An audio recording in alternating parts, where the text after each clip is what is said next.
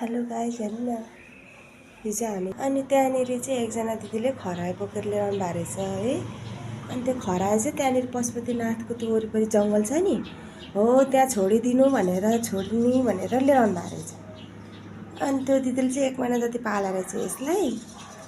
अनि आफ्नो घरमा कुकुरले एकदम सताएर यसलाई चाहिँ नि अब सुरक्षाको लागि भनेर पशुपतिनाथमा त्यो जङ्गलमा छोड्न लिएर आउनु भयो अरे। त्यहाँ झन् त बाँदरले के कहाँ सेभ गर्छ र, खेदिहाल्छ नि।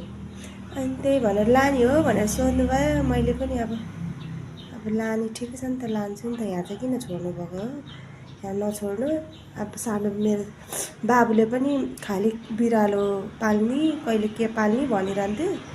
अनि खरायो ल भने त खुसी हुन्छ भनेर लिएर आयो।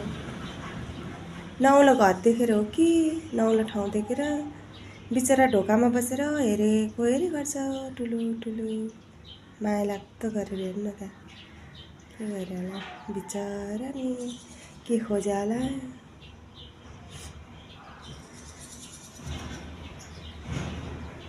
सुसु पनि गर्दैन क्या हो, आँची पनि गर्दैन क्या हो है। न सुसु गर्छ न आँची गर्छ है। हिजोदेखिको त्यत्तिकै हो भने होला, यही ढोकामा आउँछ अनि जहिले पनि अनि बसेर हेरिरहन्छ भने हेर्नु न त्यहाँ कति माया लाग्दो गरेर।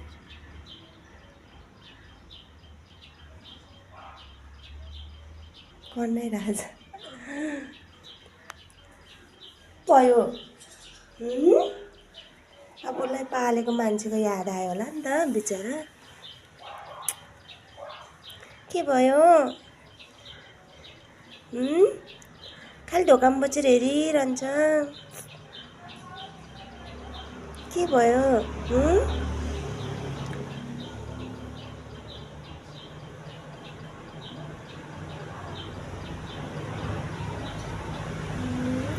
कति ज्ञानी छ फेरि, खालि यहीँ बसेर हेरिरहन्छ भने ढोकामा।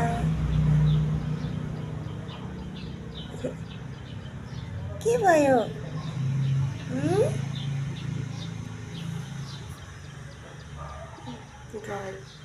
के चाहिँ खान जान्दैन भित्र गयो। अहिले बिरालोले खेद्छ नि उतातिर गयो भने।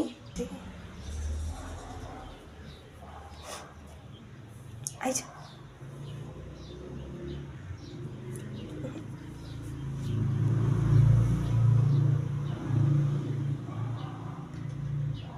जोडी चाहिँ खोइ के भयो भनिरहनु भएको थियो। यो सिङ्गल मात्रै रहेछ कि, जोडी भयो भने चाहिँ सजिलो हुन्थ्यो यिनीहरूलाई नि।